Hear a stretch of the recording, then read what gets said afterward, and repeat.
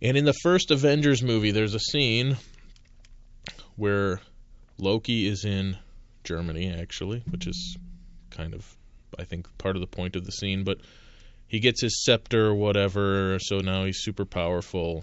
And he comes out, and there's a group of people in the street, and he orders them to kneel. And this guy stands up, and he says, we'll never kneel to somebody like you or whatever. And Loki's whole conversation is that men were made to kneel.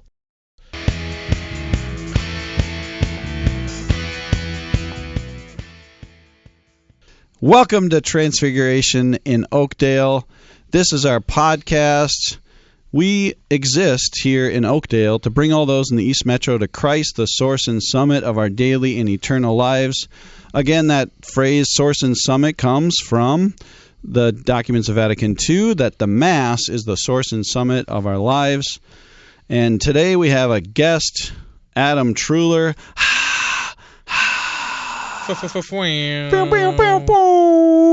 He listened to our last podcast. So, Adam, what's new with you? What's new with the fam? What are you guys doing? Any vacations coming up or cool stuff, funny stuff the kids are doing? All the above. That's a lot to unpack. I'm doing all right. Any of those things excite you? The family's doing all right. Dorothy's got 6 teeth now, so that's pretty exciting. She's big into... She's just biting stuff. Oh, she's full on eating food. Like, we don't do the baby food thing. We give the kids real food. So we had chicken pot pie tonight, and she's just grabbing fistfuls of chicken pot pie and shoveling it in her mouth. She's eating chicken. That's hard. Well, that's shredded. But... Oh, okay. Okay. And the kids, I think, are getting a little bit stir-crazy, being inside a lot. The cold? This winter. Oh, man. But what else is going on? No vacations planned. Maybe one in December, sans children, to celebrate our 10-year wedding anniversary. Ooh, ours is coming up, too. Ours was last year. But COVID. Yeah. Ours is coming up in April, but, yeah, I'm going to have my face is going to be full of swelling and ugliness with my surgery. I'm actually having surgery the week before, or 9 days before our anniversary. So, yeah, we're going to try to do something else. Probably maybe a long weekend in Duluth in the summer or something. Yeah. Or the aquarium. 86, the kids. The aquarium in Duluth is sweet. Has it got like a special name? I don't know. It's right on. I know it's right on the. Yeah, it's like down by the lake, by right? the deck. And, yeah. Duluth is a cool place. I'd never been there until I was in college. Really? Lived here my whole life. Never been to Duluth until like 20-something. Wow. It's awesome. Okay, so you listened to our last podcast, Mass Hacks. Now, we're probably going to have to do that one again because it was rushed. I had a meeting with Father, and then we were supposed to start at 2:15 or something, and then he had some other stuff, so then he came back, and we were kind of late, and I had to pick up Teresa. So, yeah, it was kind of rushed. However, you have some critiques. What did you think? You're a dad. Let's give a little explanation. You're a dad of 5 kids. Some context. So coming to Mass is difficult. Possibly. I don't think it's. Entering not in. so much going to Mass is difficult, but we are definitely familiar with the potential distractions of Mass. And certainly, before we had kids, I struggled with being distracted. You're just distracted by other things. Now I do find that when I go to Mass by myself, which is rare, but it does happen, I am much less distracted. But yes, we have 5 kids. Oldest one is 7. But the kids are usually very good at Mass. Mm-hmm. But there's still, there's little commotions, and you're tapping them on the head or the shoulder, stop playing around with this, stand up, sit down, don't lay on the pew, whatever, all the stuff, right? Stop hitting your bro or your sis, yeah. Yeah, don't touch the baby, she's fine, whatever, all of it. She doesn't need you. All that kind of stuff. So I get it. But my couple critiques are I don't have time to read another book. Well, that's why you got the cheat sheet. True, but I got to buy the book to get the cheat sheet, which is fine. I did cheat search sheet for the cheat sheet by itself, and I didn't have much luck finding it. And the other, I guess, just comment that I have is that if you look at things like weight loss, for example, or anything where you have a lofty goal that seems on the surface to be unattainable to a large number of the people trying to achieve it, it's usually not the best tactic to just jump to what perfection is. I think it's more helpful, for me at least, to meet people kind of where they are. And I think that, and Father, he does occasionally comment on this in Mass, which is helpful, but I think it could be even more helpful to highlight it further, that we're doing a service by being there. Yeah, you're a big justice guy. We could be doing better. Don't get me wrong. I'm on that train 100%. There's always room for improvement. Always. But I know that there's a lot of people, and we are probably not even in that camp, that really struggle particularly with their kids and stuff at Mass. They don't want to go. They got a million other distractions. They'd rather be home playing Fortnite or watching TV or the Olympics or whatever it is. They don't want to be there. And so just them being there, that might be as triumphant as they get for a long time, and that's okay. Totally agree. Just keep coming. Yeah. That's pretty much all I got. So where's the critique? I mean, I totally agree with you. I mean, part of the podcast, or the book at least, is for those who want to get more out of Mass. I see it as an opportunity that, okay, now I've been showing up for a while, and I possibly desire to get more out of it, or the opposite, or I find it boring. Mass is boring. This doesn't seem to be relevant. How is this even relevant? Every day, every time we go, part of it was, every time we go, it can easily just be repetitive and we're just doing the same thing, which there's a good aspect of that. Like we talked about, the universality of it, the ability to enter into it because it's not new every single time. It's not like something you got to catch up with. It's not like an episode that you missed and shoot you're way far behind. No, you just enter it right in where you're at. But this is for those that might find it boring or might not make the connection.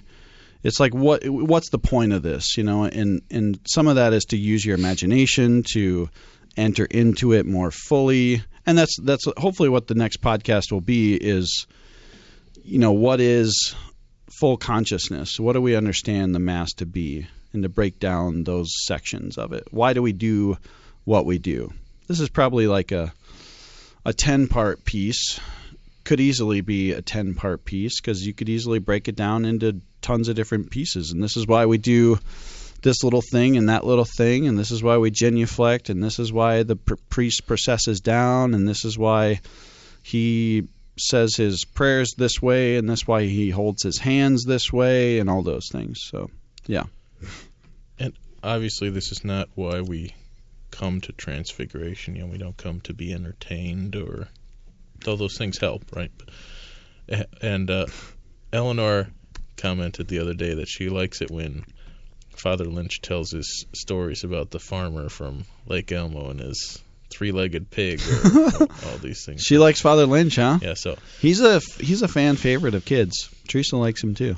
But I think, for example, if you did a series on the Mass, Father Erickson does a very good job of kind of preaching to the emotional or human aspect of the person, right? And Father Lynch does a really excellent job, and I'm sure they can both play a switch hitter, but Father Lynch does a very good job of giving like a contextual, historical, practical analysis of things. And I think that if you were going to do Mass in a Month or some multi-part series like that, it would be really helpful to have both of their viewpoints on each different part of the Mass. Because for me, the context is very helpful for me to understand why do I care. Mm-hmm. But then Father Erickson hits you with basically like the why it matters for you. You know, this is important for you as a person. This is about you. And like one of his homilies recently was about like how we recreate. Yeah. And I was hoping we might talk about that. The good and the bad of recreation, right? And so he takes this concept that everybody's familiar with, but he makes it personal. You know, he turns it around and makes you look at yourself in relation to this topic. And I think having the two of them with their different strengths is very valuable. And I think, you know, obviously there's not a whole lot that Bishop Barron doesn't do a good job at, but he does a really excellent job with that, and he has a series on the Mass and making stuff. it relevant. Yeah, but even Yeah. like kind of explaining how to view the Mass, because so many of us like I think a lot of our brothers and sisters that are went through RCIA, in many ways they have an advantage because they don't have all of these like almost inoculations to the awesome things of the Mass, right? Like I've been going to church basically every Sunday, you know, for my entire life. So like you don't think about, well, why does the guy do that? You know, why does Father do that? Why is the cantor doing this part? You know, whatever. Why do we do a reading, then the Psalms, then a reading? You know, like why is there this cadence to the Mass? Why do we use these specific words every single week, but the things like the readings, they change up every week? You know, you don't ask those questions, or at least I didn't. Do you think that's just a product of maybe asking them earlier in our life and not getting answers, and then we just gave up? Because I find that Teresa, she's 4 now, she has she has some curiosity now. She has some serious curiosity. Why do we do that, Daddy? What's that word mean? If I use a word she doesn't understand or whatever else, and now we kind of just like, whatever. There's certainly some that is attributable, I think, to that. And for me personally, you know, I didn't really have good religious education ever, really. But I guess my point is that there's things that we can miss about it, like even on a large scale. Like one of the things that Bishop Barron says about the Mass is it's like the highest form of play. Yeah. Like we're essentially, it's not that much different than your daughter going into your wife's closet and putting on her shoes and her dress and, hey, I'm mommy, right? Yeah. Like we're mimicking what God told us he was doing when he was here, right? Like this is my body, this is my blood. We're playing God in a healthy way, right? Yeah. And I think like I never had that idea about Mass. You know, it was just an obligation. We have to do it. And there is something to that, and I think there is some value in that, but it's also much easier to go through the motions, to get out of bed, to go to Mass, to get everybody to put their shoes on, to get everybody buckled in the car, when you can see the higher meaning and the higher value of the Mass, even if you know that particular instance for you is probably going to be a slog. But maybe your kids will see something, and maybe the combination of Mass and their religious education outside of Mass, you know, makes something click for them, or draws some sort of a parallel for them, or something doesn't make sense is probably even the best scenario. So then they ask a question about it, and hopefully I'm well formed enough to be able to answer the question in a way that's correct and that they'll understand. But without having that kind of fundamental understanding of the Mass, why we do it, why it's important, which on a deeper level, right? Like everybody knows, okay, we're commemorating Jesus' death and resurrection. We're reenacting the Last Supper. Like, people get those, but who cares? Why do we care about reenacting that thing? Why is it such a big deal? What's the tradition of it? When did the Mass even start? When did it take on its current form? Mm-hmm. What was the form before and the form after? And that council or whatever it was, why did that matter? What was the big deal? Mm-hmm. Yeah, I think there's a lot to that. You're definitely you're probably one of the more, you're in a little more intellectually inclined. So, I think we have to, this is why I think Bishop Barron is so right on the truth, the beauty, and the good, that we have to have all of those things, that if when our kids are young and we're just telling them the truth, this is what we do, this is why we do it, and just shut up and go, without it being something that inspires them.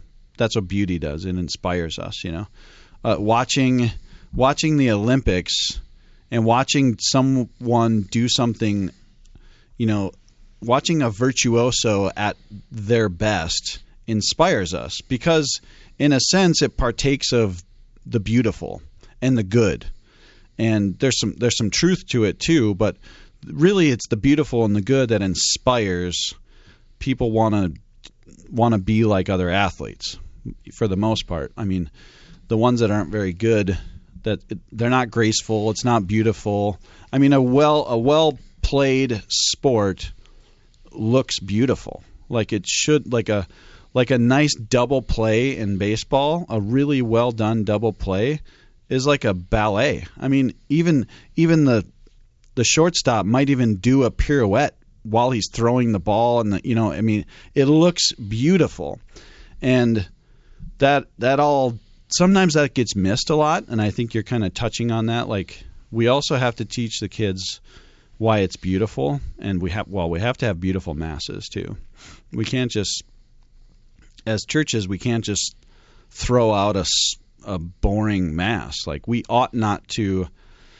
Now, we're not trying to entertain people like Gladiators up here or something, or like a movie.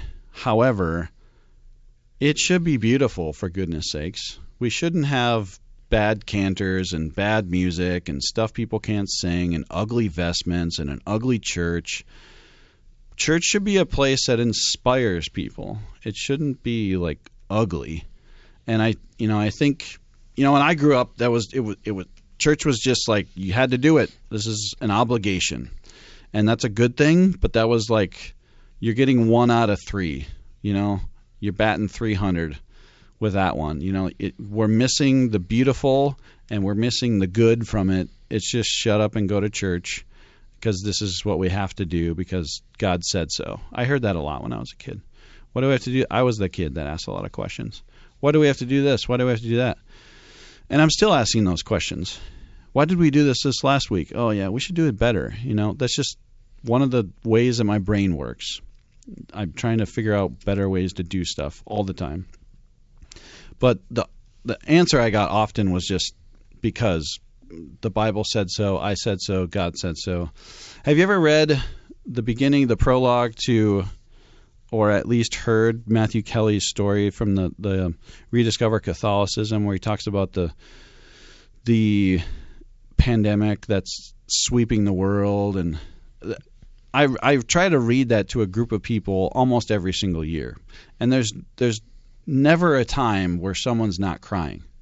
Someone always tears up, and sometimes it's me. As a dad, it's difficult to get through that story.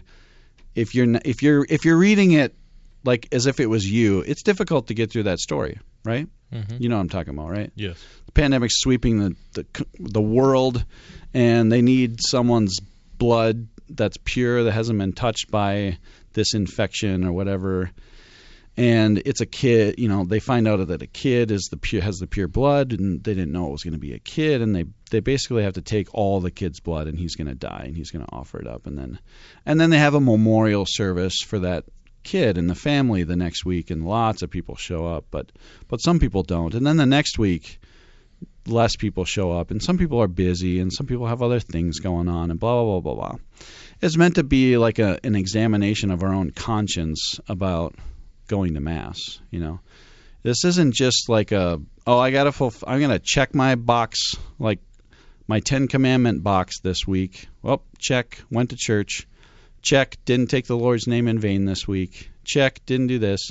And then the things we didn't check, we go to confession and blah, blah, blah. It's like we're robots. There's nothing beautiful about that in my estimation. But, there's something beautiful about that story, that love story that God gives himself. He gives his life for us, and he actually loves us. There's something beautiful and good about that. It's not just truth. It's not just, Anselm's ontological, I have to give back to God because he's infinite and I've sinned against an infinite God. Therefore, I need some atonement. And God comes and atones for my sins, and I'm like a little confession robot. And it just kind of drains the meaning of it. And then no wonder people don't care about going to church, and no wonder why I quit caring about going to church at some point too, because it wasn't very inspiring at all. And some of the churches I was going to, the music was horrible, the preaching was average, and there was no community to be had. It was just like, well, go in and check my box, and I don't need to go to confession this week because I went to church. Yay. And it's just not inspiring. We need more masses like watching downhill skiing in the Olympics. We need more Lindsey Vonn. I do think, though, as somebody who maybe is more analytical than, I don't know, some people. Me. That there's even a beauty in the things that most people wouldn't consider beautiful about our faith, right? Like, it's a system.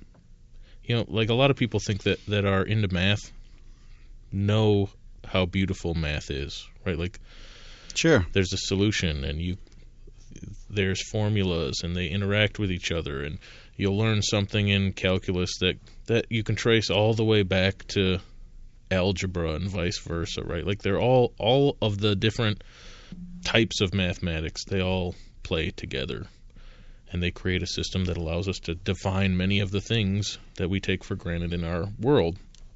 And the faith, when you start to unpack it, is exactly the same as that. We have the beauty in confession is that it reconciles us. That we recognize that we are not perfect beings, we're not God, but that there is a God who we are not and who we have sinned against, and who, like a parent, we ought to be sorry to, apologetic to, and that we go to confession by choice.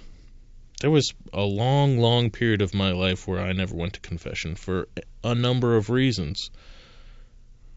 And then when I realized, like, what confession actually was, that it wasn't just a box to be checked, though that has its place. If there is a debt to be paid, it ought to be paid. But that it was something that God gave me because he loves me and he wants me back in the fullness of his church. Mm-hmm. And without it, I can't be, right? Like, and there's the beauty of that system that allows for there to be balance and allows for me to rectify the failures that I have with my God before I die. So what inspired you about that? Well, what made you see the connections or the system? Because obviously you hadn't seen it before, or maybe didn't make the connections. I'm not sure why specifically it was this, but it was like right before our second daughter was born. Just realizing that I needed to be better, and that I thought that I didn't need God to be better, but that hadn't worked, at that point for I don't know, 27, 28 years of my life, that didn't work, and I knew that it didn't work, but I kept trying to fool myself and think that, well, maybe this time will be different. Maybe this time will be different. And then right before our second daughter was born, I was like, I can't keep doing this and basically teaching my kids something that I don't really believe just because, right? Like, we can't just go through the motions. They're not going to stay Catholic, and if I actually believe in this whole thing, I have to live that life.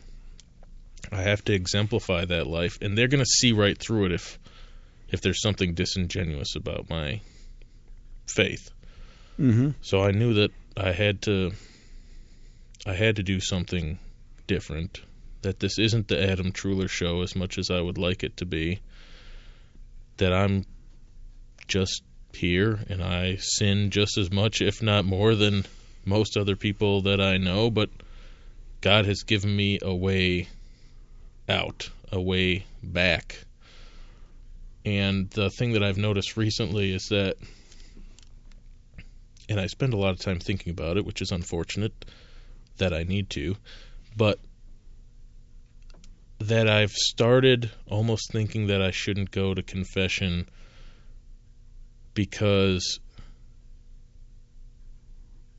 like, maybe my sins aren't really sins.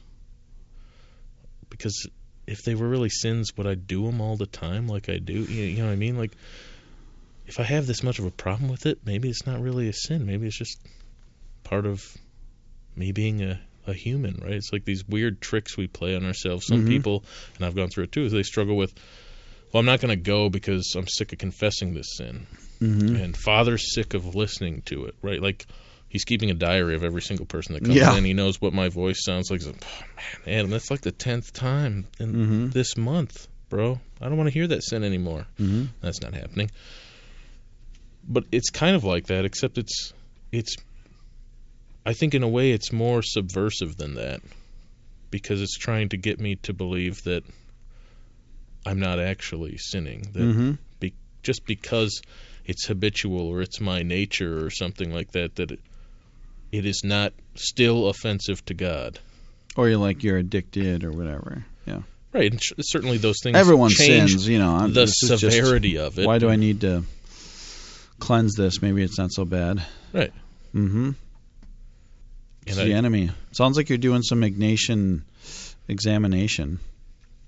I don't know about that, but well, I mean, this is you're doing some discernment of spirits.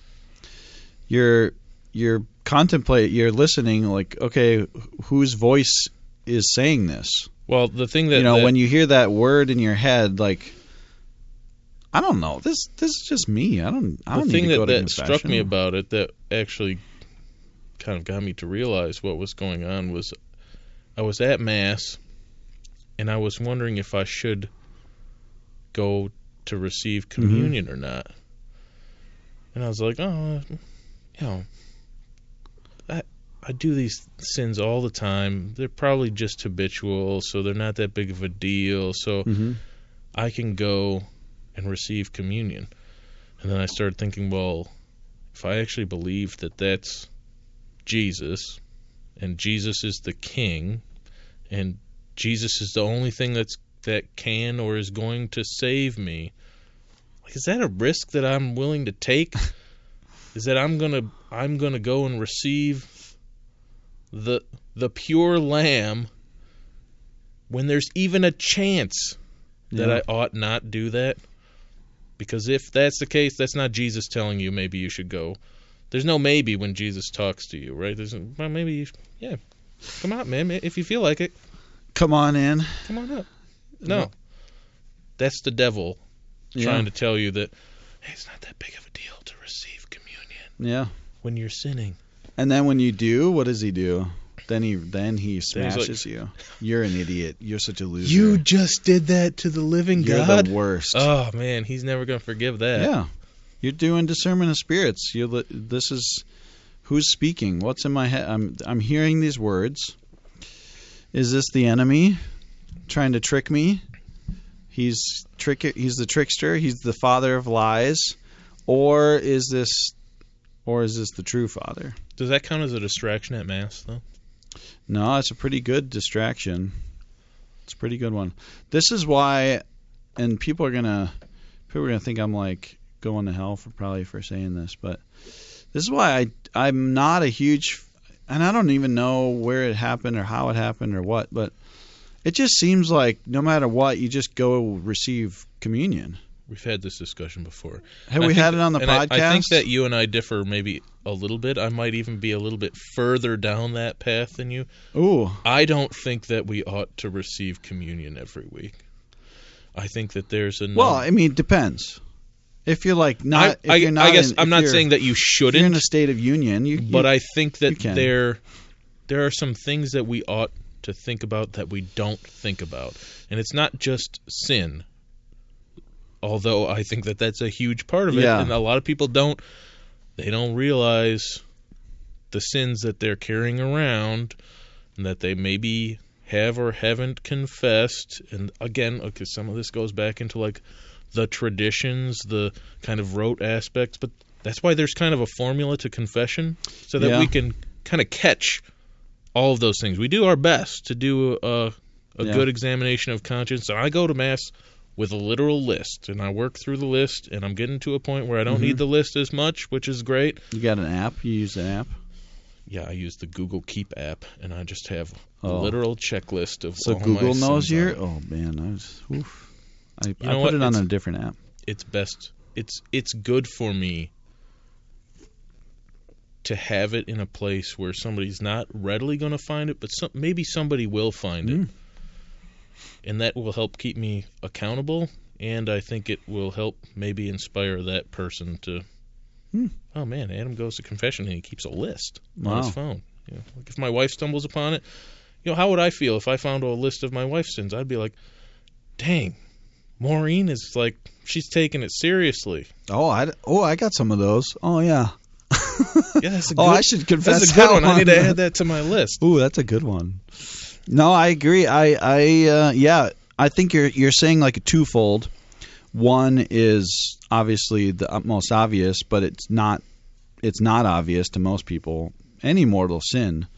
Anytime we've explicitly said no to God's will in a way that severs our relationship with Him, we shouldn't. I mean, and I want to say this is like the union of receiving communion is on par or higher than the marital union. And you would never encounter the marital union when you've severed a relationship. It doesn't happen. It doesn't even make sense. It doesn't make sense, but we do it all the time because we don't see it as a big deal. It's like, no big deal, I'm just going to go receive communion because we've made it so casual. Right, and that's kind of my point about there's certain times, and particularly when there's even a question in my mind, and it ought to be this way, where I'm just not going to go for communion, right? And I think that I wish that more people didn't go. I wish that to some extent, yeah, right. Here's my solution. My solution is we take it so for granted. My solution is we get rid of the lines. Like almost every other country that I've visited, and I haven't visited a lot. I'm not like a globetrotter or anything, but I've been to Belgium and France and Venezuela and Mexico. None of those countries, none of them, have lines for confession like we do. Now they do have a line communion. Yeah, they don't have lines for confession. Yeah, they have lines for confession too.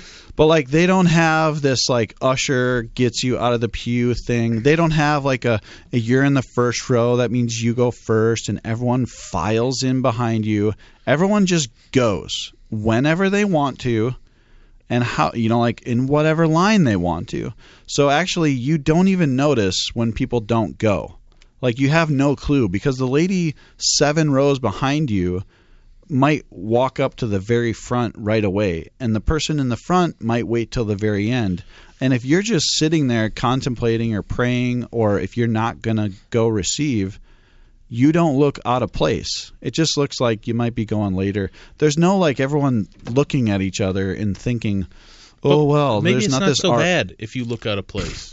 right? Like maybe you give somebody else courage to not go receive communion with the masses because that's what we're supposed to do. Yeah, I just think that's probably like another 4 steps beyond, because there is a pressure. I think if you eliminate the lines, Sure. it doesn't completely eliminate the pressure, but it takes it away a little bit. Now you're starting to eat away at my analytical engineering mind that really likes order and stuff like that. But I understand. I'm 75% German. I love order as well. However, I loved being in those other countries, and the first time I was like, what's going on? When do I go up? Oh no, the lady behind me is up there, and you just go, no big deal. Now, when I was Buddy and I were at the Louvre and we were in line, and like everyone literally just went right in front of us, and I was upset, and I thought, what are these people they don't respect the line? And my buddy's like, no, they don't do lines. No one does lines here. They just jump in the front, They weren't like being jerks. They were just, that's not what they do. They were just being French. They were, yeah, I guess they just thought, these stupid Americans, yeah. And while I don't specifically advocate for people who are able spiritually to receive communion, I do think that that not receiving when you ought not receive is actually very powerful. Yeah. And it helps.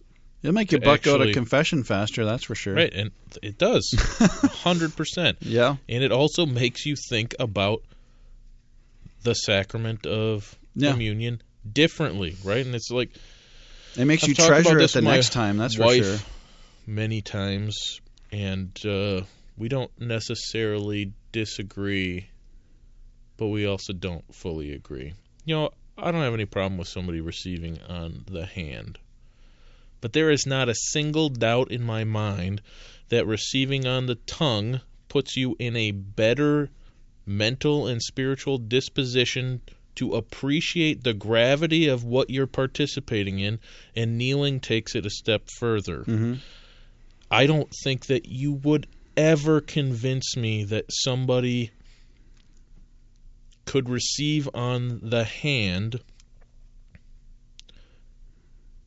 and have the same experience or respect for the sacrament that somebody who receives on the tongue kneeling is able to, right? And it's not that the person receiving on the tongue kneeling is in any way spiritually superior. We're talking about the maximum potential, right? Like as you go down your spiritual journey, I don't think you're going to find really anybody who is slated for canonized sainthood that goes their whole life receiving on the hand, right? And it's not, it has nothing to do with the act itself, christening somebody as a better Catholic.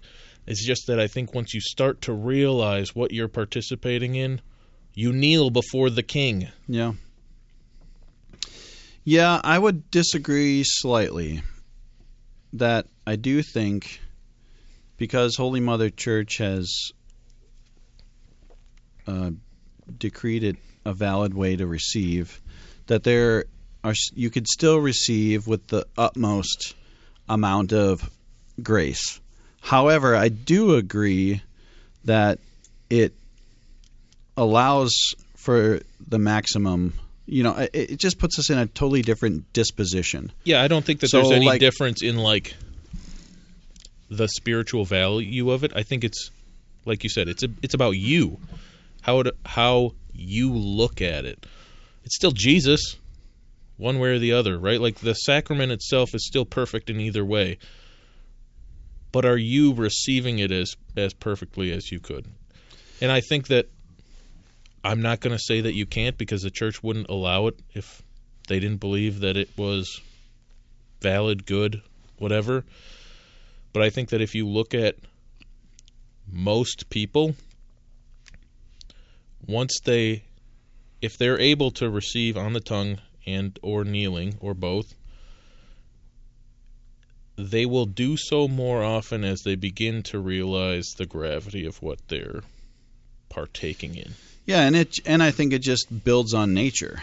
it builds on nature, and this was one of my arguments for trying to make sure we got the altar rail, was that it naturally shows my daughter that when we go up to receive Jesus, it's something completely different than we ever do anywhere else on the planet. Like, I don't ever go up and kneel before something and stick my tongue out and receive.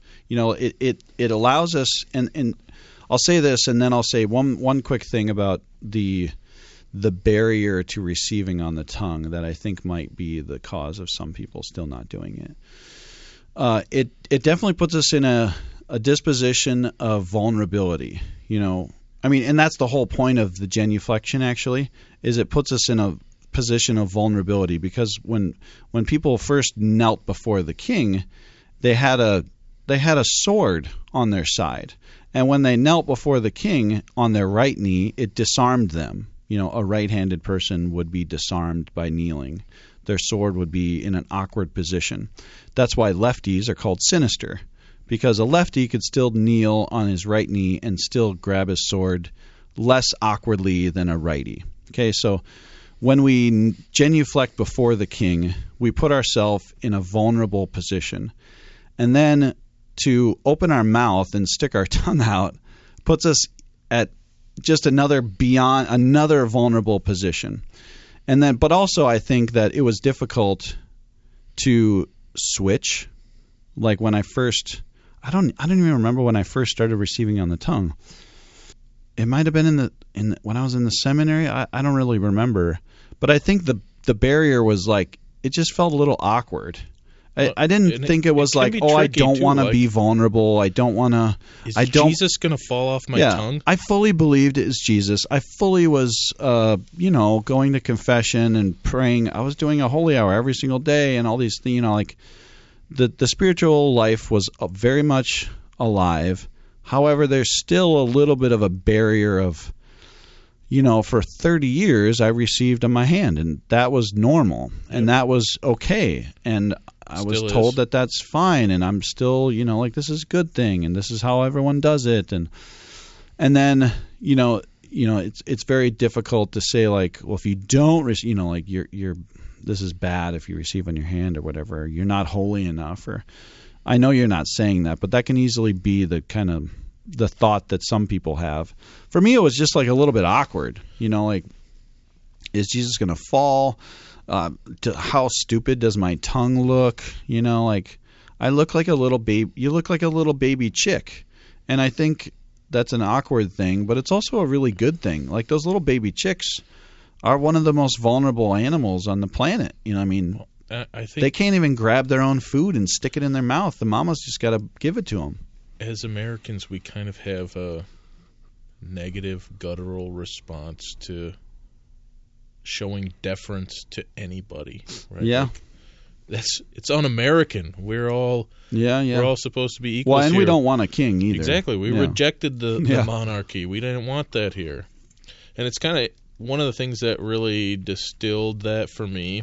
And you think about Marvel movies, they're like the penultimate American movies, right? Like, are they popular worldwide? Sure, yes, but most of them take place with American characters in America, though they travel across the globe, obviously, made by American movie studios of American comics. And in the first Avengers movie, there's a scene where Loki is in Germany, actually, which is kind of, I think, part of the point of the scene, but he gets his scepter or whatever, so now he's super powerful, and he comes out and there's a group of people in the street, and he orders them to kneel, and this guy stands up and he says, we'll never kneel to somebody like you or whatever. And Loki's whole conversation is that men were made to kneel, and that is, in the movie, is intended to be like the ultimate atrocity of speech. Oh my gosh! Oh yeah, no, this guy's horrible. Exactly. Yeah. Mm-hmm. And when I first saw that, I was like, he's absolutely right. Men were 100% made to kneel, and whether we realize it, and many other aspects of our life, we kneel every day. If you have a manager, you're kneeling. He tells you to do something, she tells you to do something, you go do it, whether you like it or not. That's a form of, you might as well call it kneeling, right? But you can quit and just get your own hustle. And then you don't have to kneel to anyone. Isn't that the American dream? Yes, but that's kind of my point, right? It's like we have this just really negative association with kneeling to somebody else or something else, admitting that we're not equal or superior to somebody else. Like, we even have this idea of American exceptionalism, right? Like, and whether you agree with those things or not, I do think that there are parts of our culture that we have allowed over time to supplant parts of our faith in a way that's very detrimental to our personal salvation. Preach it, bro. And I think it's annoying. I do remember that scene, and I thought it was very powerful, because I'm not sure the writers and directors were maybe meaning it in that way, but maybe they were. I don't know. It'd be interesting to see what they were thinking, because, yeah, I mean, no one. That's an un-American thing, but also it's kind of like the epitome of a dictator, and I think a lot of people think God is a dictator. He just tells me what to do and tells me what I can't do, and if I don't do all the magical things that he doesn't want me to do, or I don't do all the things he wants me to do, then he sends me to hell. Like, for most people, that is the epitome of a dictator. He wants me to be something I don't want to be, and if I don't do it, he sends me to eternal fire. And we miss the part that God is love, and he's doing it. We miss the parental part of it. We miss the part that the parent says it's bath night and you got to have a bath because it was bath night at the Trooler house tonight. I think all families can sympathize, because it's difficult. But if they don't, I mean, their skin is it's the biggest organ on their body. If they don't take care of it, their whole body's going to turn to, it's not going to be. They're not going to be healthy. They're going to be horribly unhealthy if they don't wash their body every once in a while, and we treat it like garbage. But we don't think that way with anything else. Well, yeah, a parent can do that, and maybe people don't think parents should do that. There's a lot of evidence out there that says parents shouldn't do that. There's lots of people that probably say that parents should just let the kids do whatever they want. But we all know, if you are intellectually honest, that doesn't work.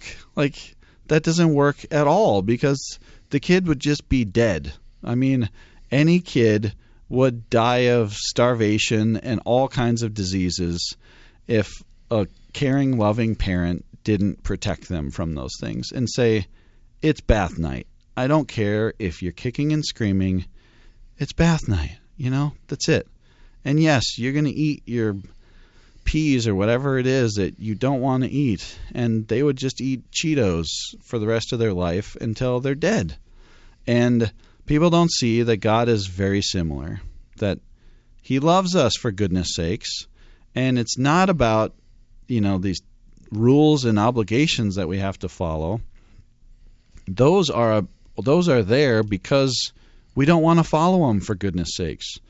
By the way, listeners, there are no 10 Commandments in heaven, because we don't desire to break them anymore. If we love perfectly, we don't need the 10 Commandments. I don't need the commandment not to kill my wife, okay?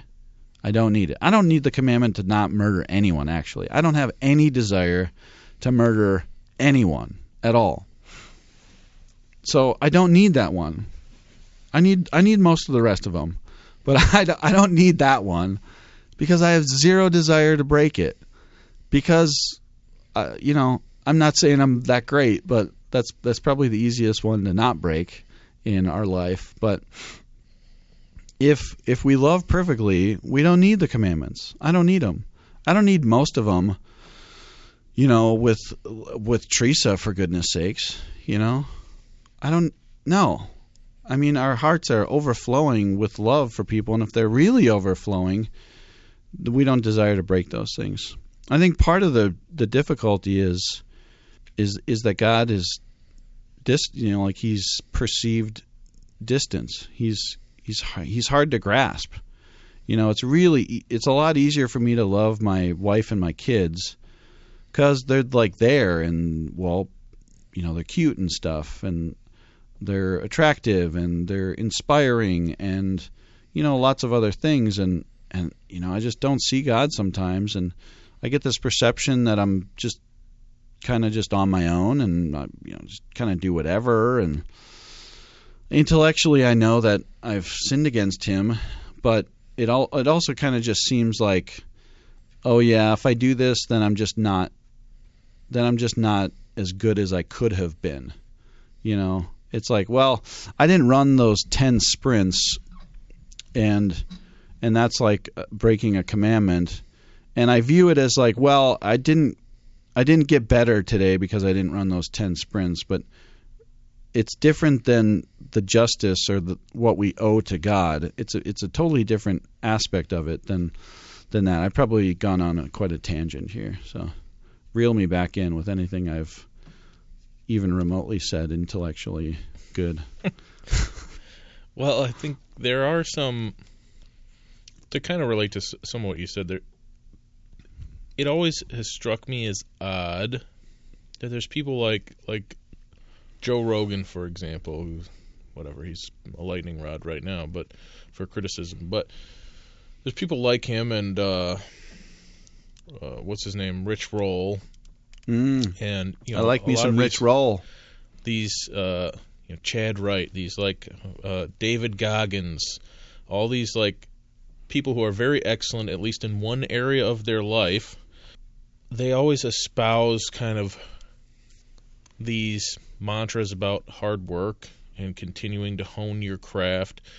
And there's a kind of this undercurrent that runs through there that, the rules are just the rules and they just obey, right? They've figured out what they are and they don't try to argue with the rules. They just play the game, and the game is hard work and it's perseverance and it's consistency and all of these different things that help you to achieve success in whatever you're doing, right? The formula is easy. Accomplishing it and sticking with it, having that consistency, that's the difficult part. But for me, God is the exact same way. Arguing, to an extent, though, right? But no, I mean, not in an impersonal way, but in this idea that, we would have an argument with God is as silly to me is that we would have an argument with the fact that you need to exercise every day. And you have to, and hard work pays off. And if you want to get good at something, you have to do it over and over and over again. Yeah, but my point was, them's just the facts. But it's beyond that as well, because that can easily be what I got brought into in my whole life. That it is just about doing the hard work, and just shut up and do the hard work. But it's way more than that. It's not just about doing the hard work because it's good for me. It's doing the hard work because I actually love and I'm in a relationship. It's difference between doing the hard work for myself and doing the hard work for someone else. There's a lot of reasons I exercise. I exercise a lot. There's lots of reasons. One of the biggest ones is it's just good for the functioning of my person. So it's one of the best things I can do to function at the highest level. And I do that for myself to function at the highest level, but I also do that for others. I do that for my wife and kids, and I do it for God. Then I could function at the highest level I possibly can. And if I don't, I'm hurting myself, I'm hurting others, I'm hurting God. And that's what, that's why I got into with the personal versus the impersonal sin. Every sin affects everyone. every one of my sins, no matter how much I think it's completely unseen by anyone else, it affects everyone else.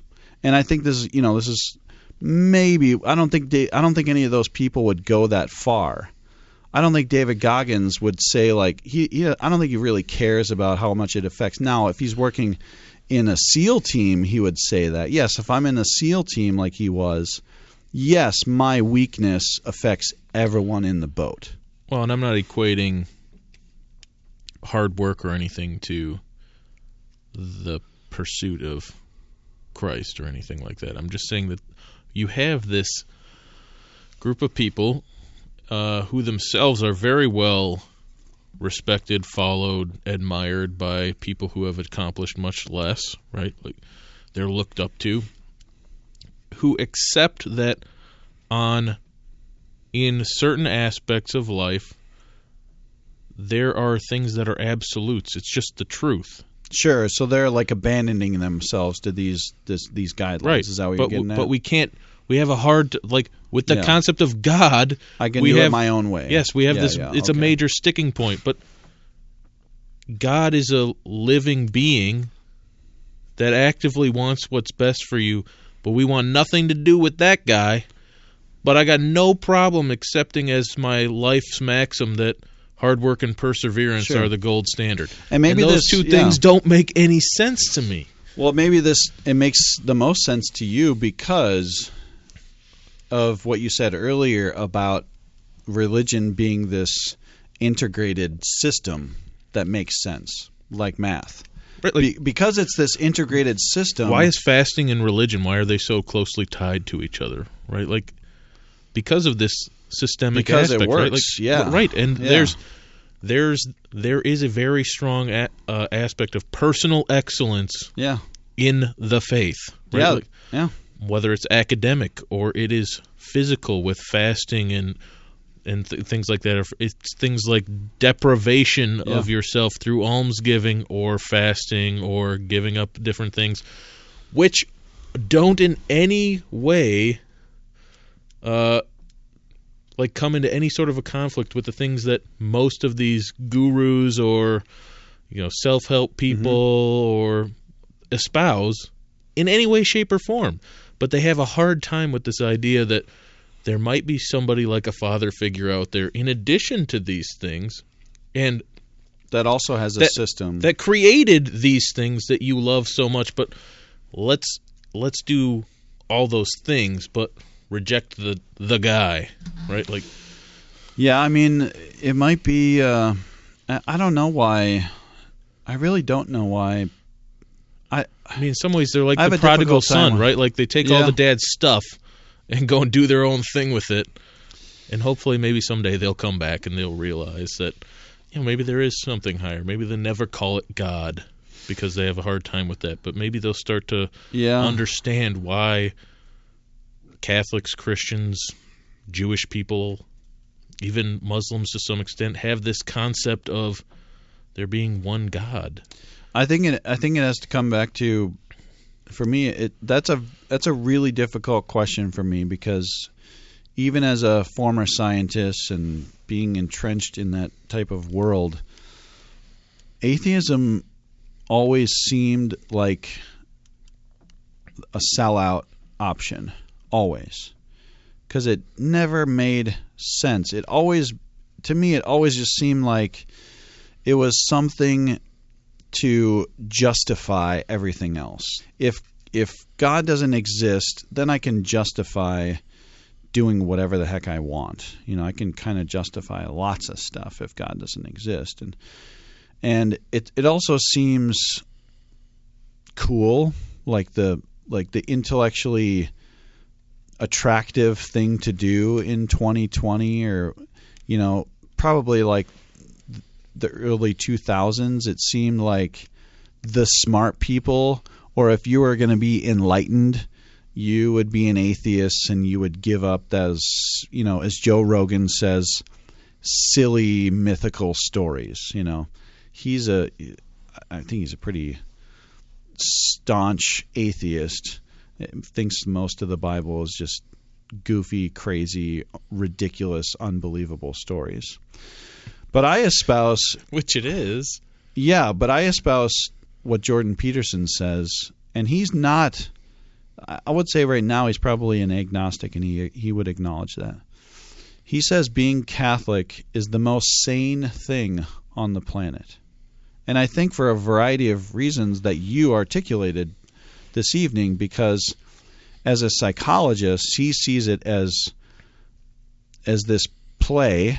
He calls it, a play, just like Bishop Barron calls it. It's the most honest, sane play that any human can participate in, and it's working within this system that makes sense. Right. Like, if this is true, then how would you behave?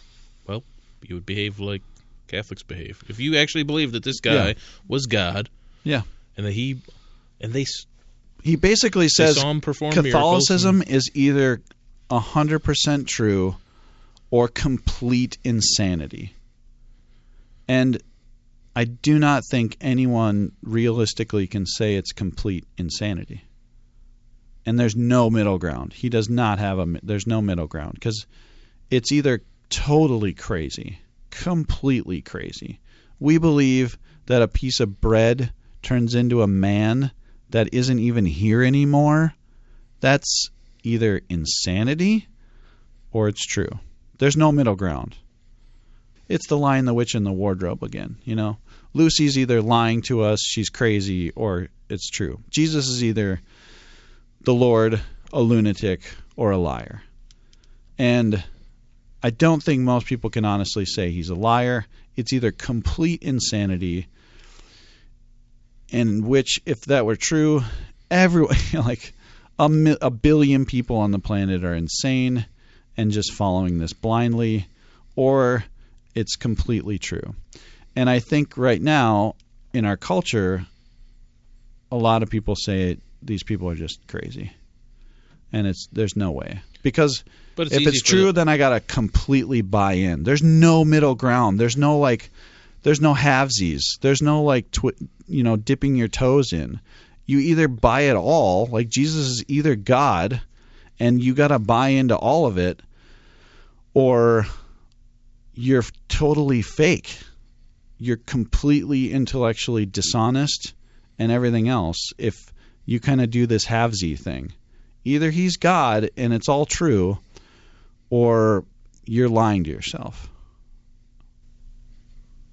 And I think for a lot of people, and I've never outright experienced any sort of, odd behavior or anything as a result of me being a Catholic and somebody else not.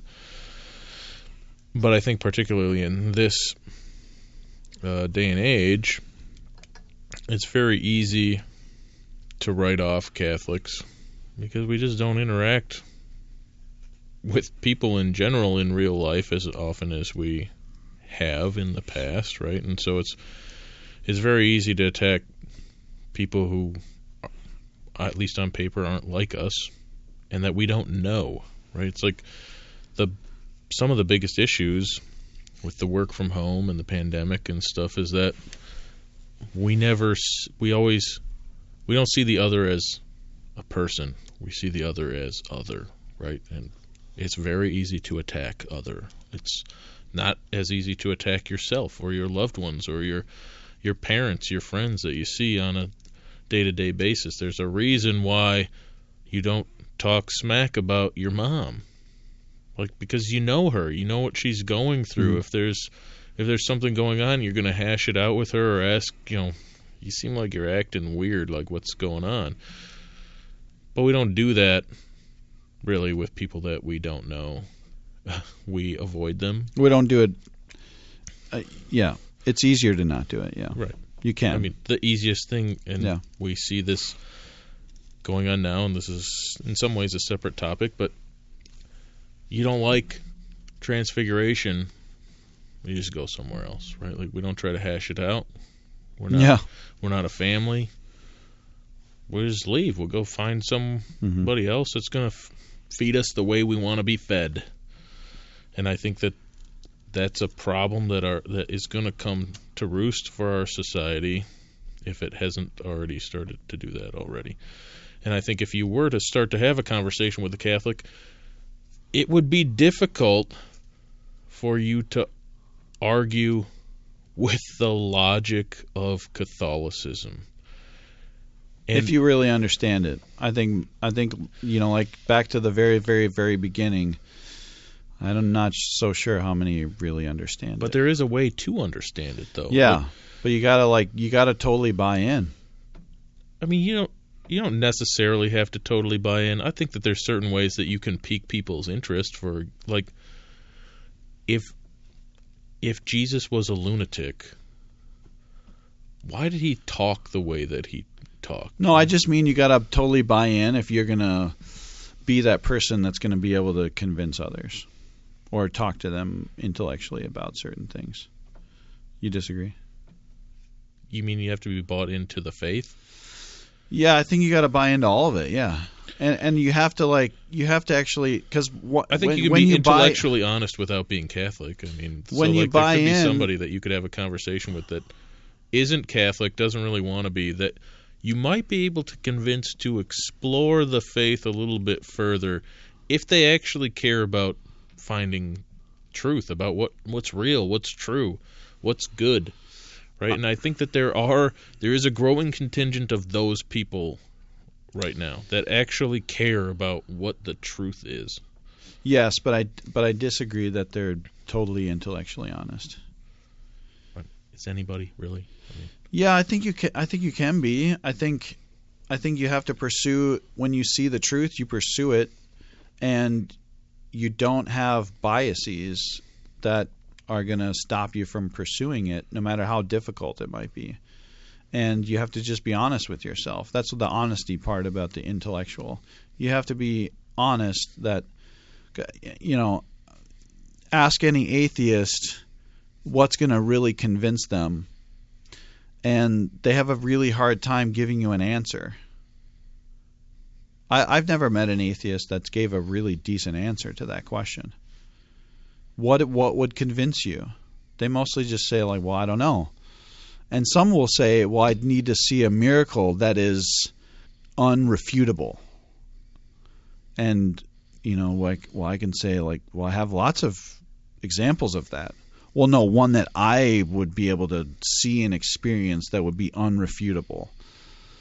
Well, I'm sure you could say that you weren't there. You were having a hallucination, Right. So what is really going to convince you? And most of them don't have an honest answer. That's what I mean by intellectually dishonest, because I think it's an easy out. They're really not being honest about it. My expectation would be that if somebody was an atheist that took themselves particularly seriously in that regard, that they would also have to be very much so a conspiracy theorist. Yeah. We never went to the moon, man. It'd be an easy... I didn't see it.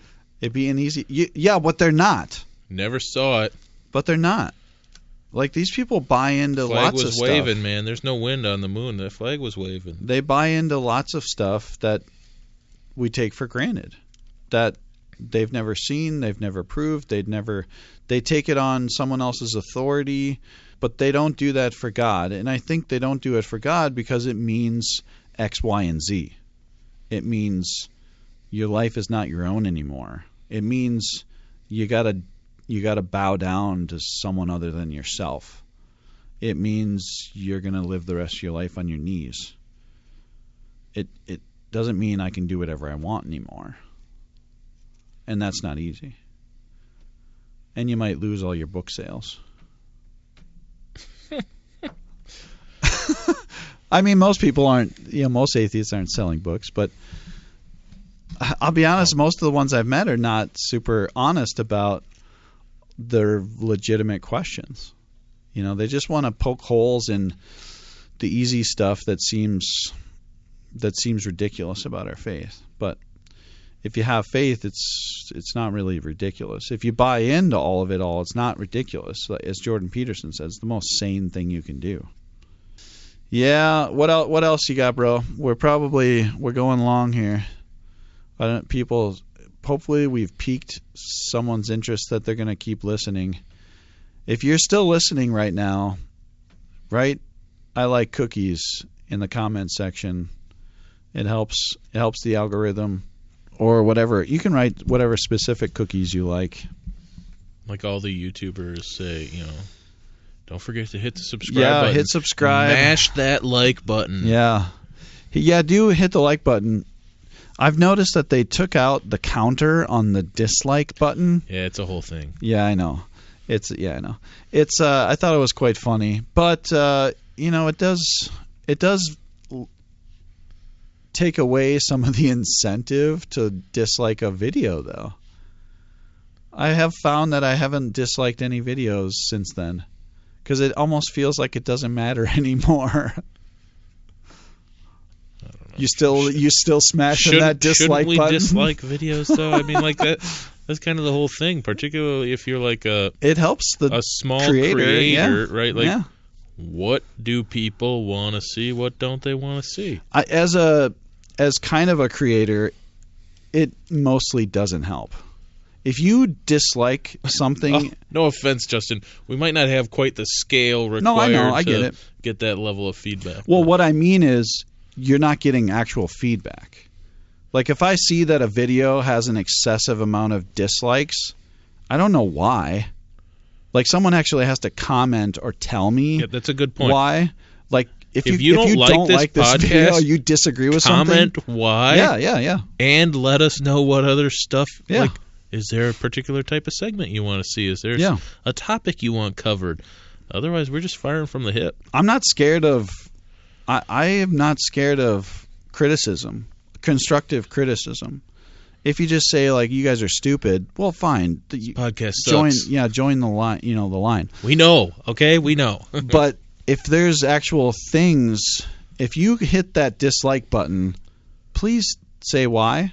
And if someone tries to attack you in the comment section, I will hide their comments and not yours. Okay? You have that promise, unless you write something obscene and ridiculous. Then I'm totally going to delete it. But if someone attacks you in the comment section because you dislike our video and you give a reason, then I'll take it. And we'll take it to prayer, as they say. No, we'll think about it. Maybe we'll talk about your comment next time. Shout out to any of those who are listening. I know I can't shout out Adam because he listened to the last one and wrote, I like cookies. That wasn't the last one. That was two of them ago, yeah. But you did listen to the last one because you had some constructive criticism. I don't know how much of criticism it was other than just... It's commentary. Yeah, like chicken and egg type thing. You can talk about these things first. Yeah, we got to do that. We got to try to help people get back to Mass. But also, we got to help people understand who God really is and not just checking a box off. Because we've seen that a lot less boxes are being checked off in our attendance right now, and that's pretty universal throughout the church. And,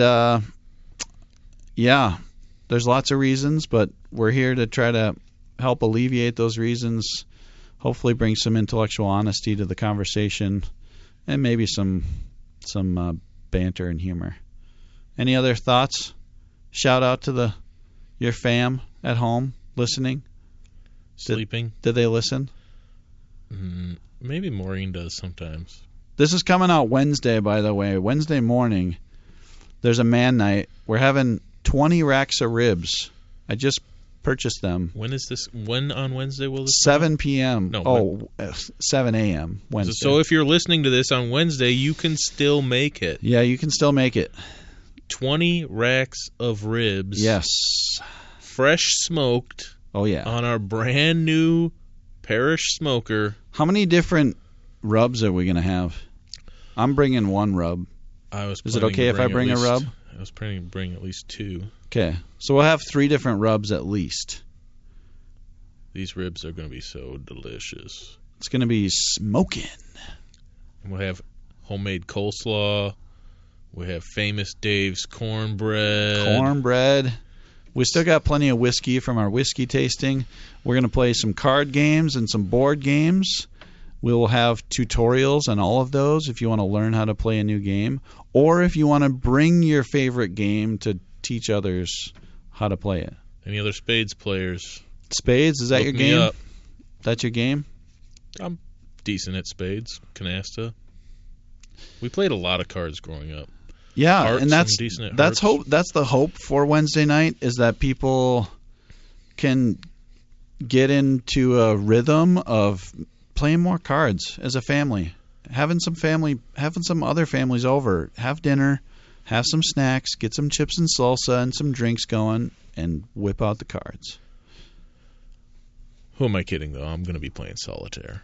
Solitaire? No, by yourself? Come on, bro. No, cribbage? You play cribbage? I've played cribbage like 3 times, and I forget how to play every gap. Cribbage is my jam. I love cribbage. Peg, whatever that means. I don't even know what that means. Oh boy. Cribbage, come on. Cribbage. What else do you play? Canasta. Any euchre? Hearts. Any euchre players out there? Teach us how to play euchre. I kind of understand euchre. It's like you play with the top of the deck. And I used to play some hand and foot, but what's that? Hand and foot disease? What is that? Ew. The best way I can describe it is it's intellectually easier Canasta, which is why I don't What's like Canasta? Canasta is a game is. where you're making you try to make runs and sets, but you have to have a certain number of points before you can open, which is like laying down. So you have to collect more cards so you have more to lay down, so you get more points when you open. Like rummy? I don't know. But that's not sets. I've never played rummy. Runs and sets? That's like rummy. Okay, I've never played rummy. Like rummy 500 or rummy? Never played it. Oh, it sounds similar. You have to have 30 points or something to lay down first, and then once you lay down, then you're free. Yeah, can you play on other people's? people's? I think it's like 50, and then once you get to a certain point total, it goes up to 90 to open. Then once you get to a point total, it goes up to 120 to open. Can you play off of other people's sets? You can play off your partners. Oh, okay. Okay. It's kind of like rummy then, but more of a team game. Rummy's, I think, just individual. I don't know. You'll learn Wednesday night. Nah, Gentlemen. probably not. I'll be cooking ribs, bro. No, the ribs will be done cooking. We have to eat them at 7, man. True. We got to eat at 7. I'll be cleaning the grill or something. No. You'll Serving be up Mama T's fresh coleslaw. All right. Remember, Transfiguration exists to bring all those in the East Metro to Christ, the source and summit of our daily and eternal lives. If you've found any good from these podcasts, share it with other people. Smash that like button. But more importantly, go and talk to someone about Jesus, for goodness sakes. Talk to your neighbor about Jesus, your coworker, whoever else. Tell them why the faith inspires you. Bring them to Mass. Anything else, Adam? Get her done. Give us podcasts. Yeah, let us know what we should talk about. Or if you want to be on. Or if you want to be on, come join us. Or if you want to help us create a video podcast. We need some help. I need some help. Rogan style. All right. See you guys later. Peace out.